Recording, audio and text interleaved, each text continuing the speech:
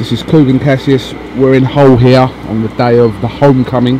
Massive outdoor show here put together by Eddie Hearn, fighting on that bill for Anthony Ogogo. Journey for you continues. Today, how are you feeling this morning? Yeah, I feel good. Sun's out, I'm in Hull. What's not to like, you know? Yeah, I'm good, I'm happy. Can't wait to get in there and fight now. I think that we went to the venue yesterday, Craven Park, and it looked great, didn't it? Fantastic. Really good. Stage is going to be good. I'm sure obviously Luke's going to pack it out. Some of the other Hull boys boxed on it as well. Tommy Coyle and Zach Collins and some of the others. It's going to be good. It's going to be really good. Can't wait to fight. What's it like to be obviously fighting on, like I said, this Luke Campbell's homecoming? This is, you know, where he's going to have a massive crowd here in favour of himself. But you're on the show, 2 Olympians, medalists, bronze and gold. What's that like to be on that with him? Yeah, it's good. I was watching Andy Murray last week when he won Wimbledon, and obviously when I was watching, I didn't really get the opportunity to get that emotionally involved in any of the sports in the Olympics last year. Obviously being in it myself, I didn't really.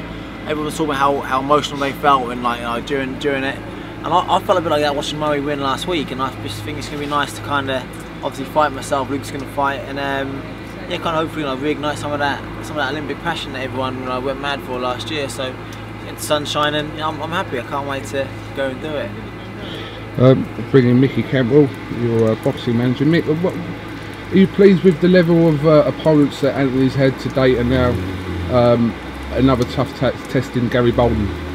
Yeah, without a doubt. Anthony from day one said that, you know, I want to be boxing, you know, credible opponents. You know, they're going to test me. You know, give me an opportunity to show his skills off. And with Gary Bolden, you're going to get the same thing again. You know, he's been with Billy Joe songs over 10 rounds. You know, it comes to fight. And Anthony needs live opponents, and he wants people that are in great shape. And as you've seen already in his first 2 contests, he's had 2 really good learning fights, and this is another 3rd one, which won't be easy. You know, it's gonna be tough in places, but this is what he wants, you know, to show off his skills. Have you done much looking at Gary Bolden? And Yeah, I've done a bit. Like Mickey said, I think, you know, my opponents so far have all been pretty tough. Kieran Gray, you know, he boxed pretty. Joe Selkirk recently, and Joe Selkirk's been a pro for what, 5 years, and obviously I took him out in the 2nd round, and Joe, we went the whole points. He boxed Ronnie F1 recently as well, and he took him the whole, like, 6 or 8 rounds, whatever it was. He's been a pro for a good few years, and obviously in my first fight, I've done him in the 2nd round, so I think that shows quite good the levels of, like, you know, of what I'm capable of already. My last fight in America, he was a really proper toughie. I think that's a good learning experience. And this one as well, Gary Bolden, I think he's decent. He's a former Southern Area champion, like you said. He took Billy Joe 10 rounds. Billy Joe, somebody I really rate, really good boxer. Took him the whole 10 rounds. I watched his fight in May up in Scotland, and I thought he was hard done, but I thought he won that against another, like, half decent undefeated kid. So I think he's good. I think most people in their 3rd fight don't fight, you know, former Southern Area champions and good people like this, and he's going to come to win. And yeah, it's going to be a tough fight for me, but like Mickey said, I want to get to the top. I want to become a world champion one day, and I'm not gonna get that by blowing away foreigners, you know, from Lithuania or Latvia. I need to be fighting decent people who are gonna, you know, bring me on and make me get better. So hopefully Gary Bolden will, you know, show me some things that I've got to carry on working on in the gym. But hopefully, you know, I'll still get the win, and fingers crossed, look good doing it. Obviously, we know you signed to Golden Boy, so repping the t-shirt there, Anthony.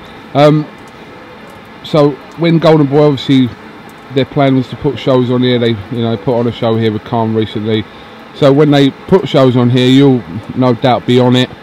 You'll fight in America when you can, but in the meantime, is it good for you? And you'll be looking to get on shows such as this on Sky, which sort of keeps up your exposure at that level as well. I think so. I think when I made my debut on the Amir Khan bill, that was brilliant. You know, there's like 10,000 people in Sheffield Arena. That was phenomenal. A great way to make my debut. That was a great show to be on. When X5 in Atlantic City in America, and Lee Purley boxed for the world title. That was brilliant. Great exposure, great experience. And this one, yeah, Golden Boy are going to be putting more shows on in the UK. But when they don't, they're the #1 promoter in the world. That they realise, you know, I'm going to have to build my profile here, build my base here, and you know, I'm going to do that by boxing here. So boxing on shows like Luke Campbell on Luke's bill is going to be brilliant, because I think me being on the bill, like you said, the Olympic thing, that's going to add to the bill. It's going to add to it somewhat, and then but also I'm going to get that exposure fighting in front of another 7,000–8,000 people on Sky TV. So I think it's good for everybody. Everybody's a winner, really. Eddie Hearn, good to get to better show because I'm on it. That's not being arrogant or anything. That's because obviously he's got the Olympic thing. Luke gets to, I bring people to the show and I get the experience as well. So I think everybody's a winner. Does it matter to you though, like I said, being signed as a Golden Boy fighter, where you're fighting? Would you be rather fighting more of your fights in America at this stage, or is it just getting the fights at the moment? Yeah, no, I think I'd rather fight here because I'm from here. I'm British, and I'm 100% British. I'm very proud and patriotic, and I'm very proud to be British. I want to fight here, but fighting in Atlantic City, that was amazing. If I can fight in the Floyd Mayweather undercard, any boxer in the world, whether they're from Latvia, Liverpool, America, they're going to want to fight on that bill. So if I've got the opportunity to do that, obviously I'm going to jump at it, and take it with both hands. So ideally, I want to fight in England, in Britain more at the minute. But as I get older, as I get better, people do obviously eventually start fighting in America, like Ricky Hatton did, like Khan has done. But I want to build my fan base here because first and foremost, I'd love to fight here and I'd love to win a world title here.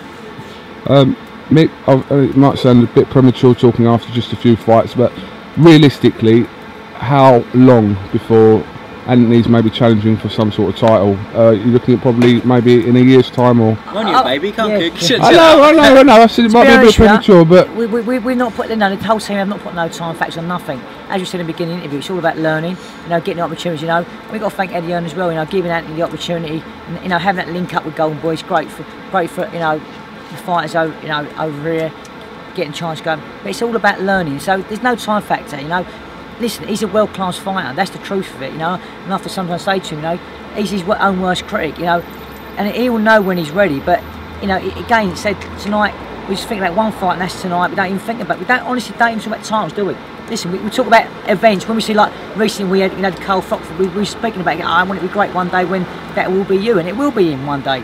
But this moment in time was being honestly realistic and taking one fight at a time and building from there. I think what Mickey said, I agree with everything Mickey said. I don't think I'm a world-class fighter yet. I think I've got anything to tell me off now, but so I'm quite hard and critical on myself. But I think if I work hard, I've got a world-class fighter's mentality to the point now I want to train hard and I want to get to that Carl Foch level, and nothing's gonna stop me in my mental capacity about getting there. But I've got a long way to go as yet. I'm only a novice. I've had 2 fights. I haven't had 3 fights yet. So we'll see. We'll see. But I'm going to continue to work hard in the gym every day. I'm continue to kind of give it my all in fights, and I think hopefully I'll get there one day. But we'll see, and we'll take when the opportunity comes. We'll go for it. I know you said you just said there, look, you're still a baby, which is true, but it's a bit different for you because you come into the game with great exposure from the Olympics and very good pedigree. So those things, and you're listening to you talk, what you want to do. It's not a case of you want to reach a certain level within this country. I think you want to become a world champion. So I'm not saying to you when are you going to be fighting for a world. Obviously it's ridiculous now to say that, but I think you'll be moved very quickly into that sort of contention. Am I right in saying that, Mick? Well, but again, the foundation's got to be set by the learning fights like tonight, 6-man tough fights. Then he move up to 8s, and then when I say world class, he is a world class fighter. That's what he is. But in pro terms, he's a baby. So he's just learning his trade, but he is a world-class fighter. That is what he is, and but bit by bit, he's got a great team around him. He really has got a really caring team around him who want the best for Anthony Ogogo, and he will get to the top because he's got that desire and will, and he's got that ability to get to the top.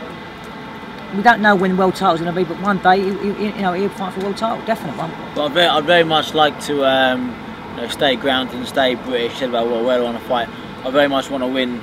Even if it's a Southern area title to start off with, and then an English, and then a British and Commonwealth and European, because that's what I've always that's the route I would like ideally to go down, because little things like winning a Southern area title, I'd get excited about that. Having my first 10 rounder and winning that little belt.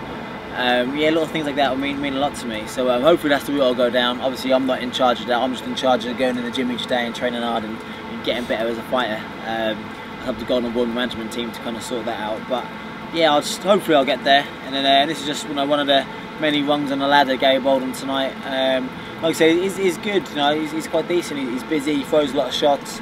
He's going to ask some questions of me, I'm sure. And but I'm very confident I've got enough to deal with him. But it's just about dealing with him and looking good and learning. So I actually want him to kind of expose a couple of things in me today, so I've got something to work on in the next few weeks in the gym. Are you trying to assemble an entourage as big as Mayweather's? Not at all. I've got.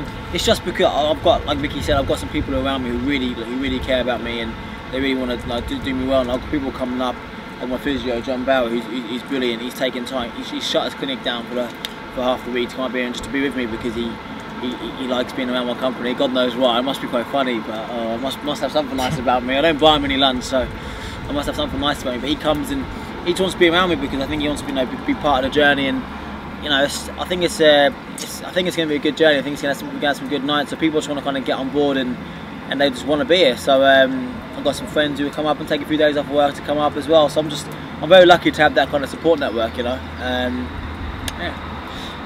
Is it any truth in the rumours of you doing some training with a certain person in America that you were out with recently? Yeah, Bernard, B-Hub, we're going to be sorting that out. One of my other managers, Dean Baker, he's chatting to Richard Schaefer on Monday, and we're trying to sort something out, sort out like a training program and sort out the rest of the year. I'd like to have a few more fights, possibly 3 by the end of the year after this one. And we're going to try to sort out a couple of training camps and sort out, just sort it out. So that'd be great. If that comes up, that'd be great. I'll learn. I sat and chatted to him. You were there, Kugan. You filmed it. It was your round table. Oh, yeah. I said chat it was to your him. round table that turned into his round table. He just completely commandeered, and but to sit and just listen to him, just for 30 minutes was unbelievable. It was so like awe-inspiring, and I was hanging on each and every word, even though they meant to be my words. I was hanging on. He's a phenomenal human being, a really nice guy, a pleasure to be around, and if he wants to teach me some things, I'd be a fool to like not want to take that up. I said it to you at the time. If you're going to get your round table hijacked by anyone, get it hijacked by Hopkins. Yeah.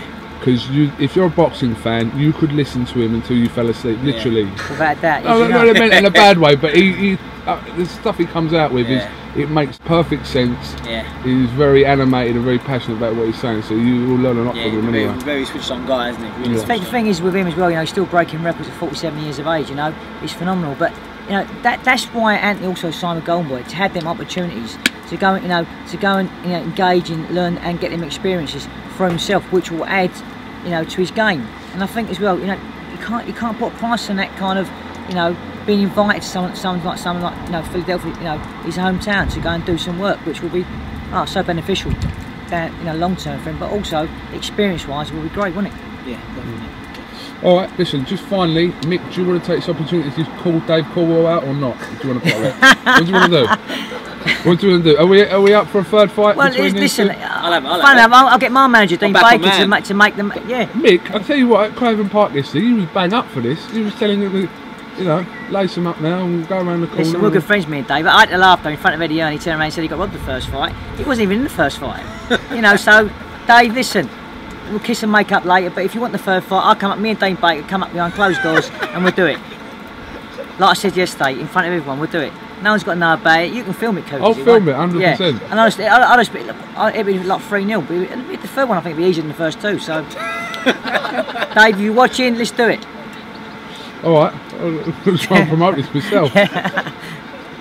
Alright, listen, Anthony, Mick, thank you very much for talking to us. Good luck tonight. Journey continues for you, and we look forward to a great night tonight. Let's hope the sun stays out. I'm sure it would. Thank you. Cheers, Cougs. Kugan Cassius, Anthony Ogogo, Nicky Cantwell. Thank you very much. Cheers.